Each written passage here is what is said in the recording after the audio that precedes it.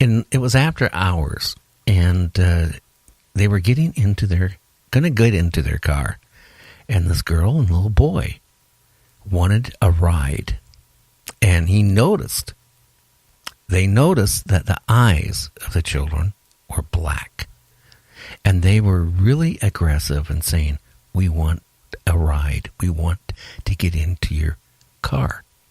Well, that made them really, really nervous, where they did not let the children in the car. They drove off and left them there. And when they turned around, they weren't there. Now, that's a story that you can believe or not believe. But that's the type of reports there have been, black-eyed children.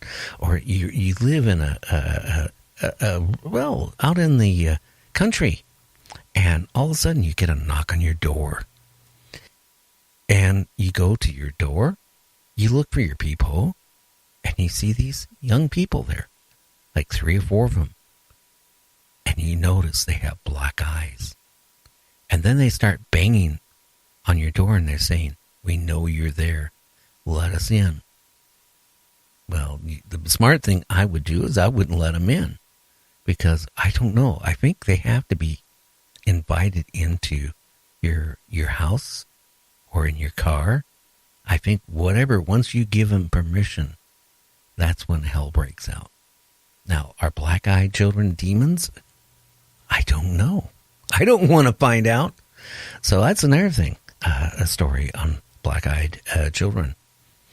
Boy, my Skype is flashing off and on, and I see all these numbers coming, but nothing is locking in. That is so freaking crazy. There's 1, 2, 3, 4, 5, 6 numbers that appeared, and it says unknown number, and then it disappears. I don't know if anybody else has had problems with Skype, but I run Windows 7 for all the computers for the station here. And no matter what I have done, talking even to Microsoft, we'll put the classic Skype on, and just in a day or two, it reverts back to the newest version Skype, which is not compatible. So it makes it really hard even sometimes to even take a second call. If you got like 2 guests on a row, you can't do it. Well, I'm not getting any phone calls tonight. That really sucks. We had 1. I'm going to try again. 1-253-203-6695. 1-253-203-6695. Do you have a scary story? Have you seen something so scary that you couldn't sleep because you got home and you go, "What was that?" Anyway, if you don't want to call, you can certainly send me an email about it. And if you're looking to be a guest on our show too, you can contact us at motorcycletalkbygary@gmail.com. That's motorcycletalkbygary@gmail.com. And our website is www.nightdreamstalkradio.com. That's www.nightdreamstalkradio.com. A lot of strange things are going to be going on, and a lot of it is going to be awesome on our show. As you notice, we have added Kevin Saturday and Sundays from 8 to 10 p.m. He's mainly talks about, Bigfoot and stuff like that. And then we were lucky. We got the paranormal lawyer, Michael W. Hall. He's on Sundays from 7 to 8, but that might change very shortly in July from 6 to 8. Now, he is an expert in UFOs and has a lot of connections out there, in the UFO field. Do UFOs exist? Well, I don't know, but after, like I said earlier, with Trump creating a space force to protect Earth, tells me that maybe something's up. Just think about all the missing people that go missing every day in this country. Not talking about other countries, but in our country. They go out camping. They go out in the woods. They go hiking. And we never hear from them again. And sometimes they have found their clothing so nicely folded up next to a big rock. And then occasionally they'll find the remains 20 or 30 feet away. But their clothes were all folded up. It's strange. in the case, like where the little kid went camping with his parents. The parents were busy setting up their tent. The kid was 20, 25 feet away from his dad and mom. They were watching him on a regular basis. I mean, keep an eye on their kid. But evidently, for a few seconds, they lost sight of him. And then all of a sudden, he vanished. They panicked. They walked around trying to find their son. They couldn't find him. They got the park rangers. They sent out a big rescue effort to, go out and search and rescue to find the child. There was a major river right by, but, he could have fallen in there and got swept down, but that wasn't the case. And there was other streams by. And they found the remains of the little boy, I think 15 miles away on the side of a mountain with his clothes folded up and his remains about 25 feet away. I find that so interesting. How could a 5-year-old boy walk away, cross rivers and streams, go out in the woods, and then climb a mountain and be found on the side of a mountain? Tells me something is out there. And it's really strange that U.S. Forest Service police don't spend a lot of time looking for people. When they vanish, they'll do a search and rescue for a day or two, maybe 3, and then it's over with. It scares me. It really does. But then you think about all the people who decide to go on a road trip or get on their bicycle and going to go for a 100-mile ride and never come back. It's so many people, even in the cities, that vanish, and there's no record where they went to, and no trace of what happened to them. Now, granted, there might be some serial killers out there. Undoubtedly there is, and maybe abducting a few of these people, but something out there is happening. Some of these people are disappearing for no trace, no reason. And no ever being found. Makes me wonder, are we being visited? The story going back to Eisenhower. I have brought it up a lot this last couple of days, but, he supposedly made a treaty with an alien race that they would give us technology. They would share technology to us.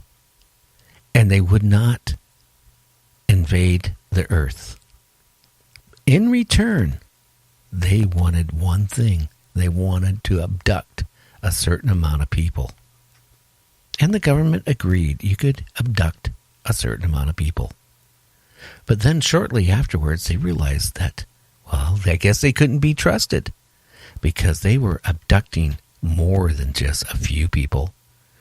Literally, hundreds and hundreds of people were being abducted and never returned. Makes you wonder, if it's true or not. But, I heard also stories that particular race of aliens, how you like going to Burger King and McDonald's.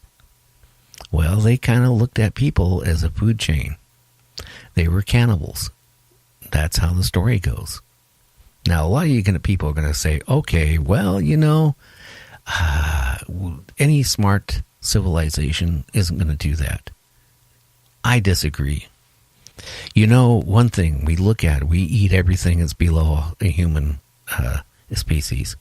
In fact, in some parts of this world yet, they still eat humans.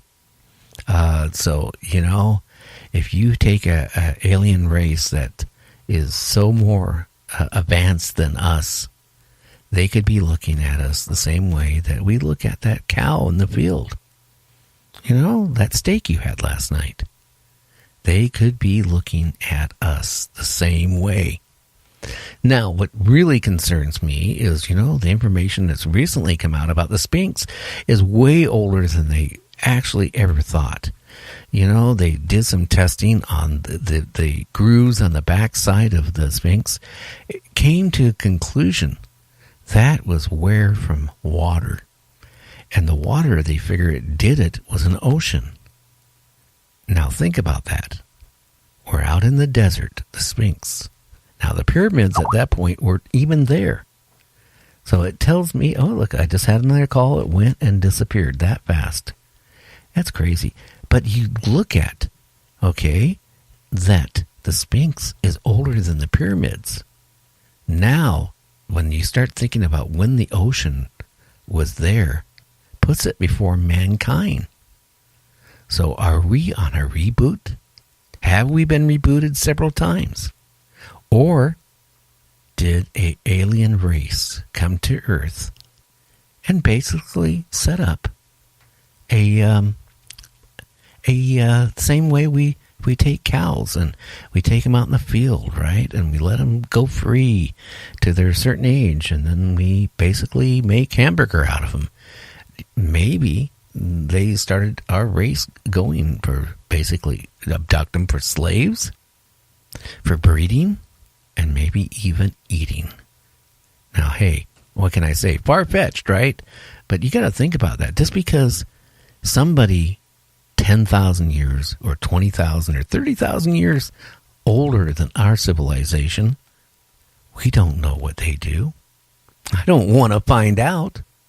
But, like Hawkins said, before he died, he kept trying to warn the governments, stop sending our address out in space.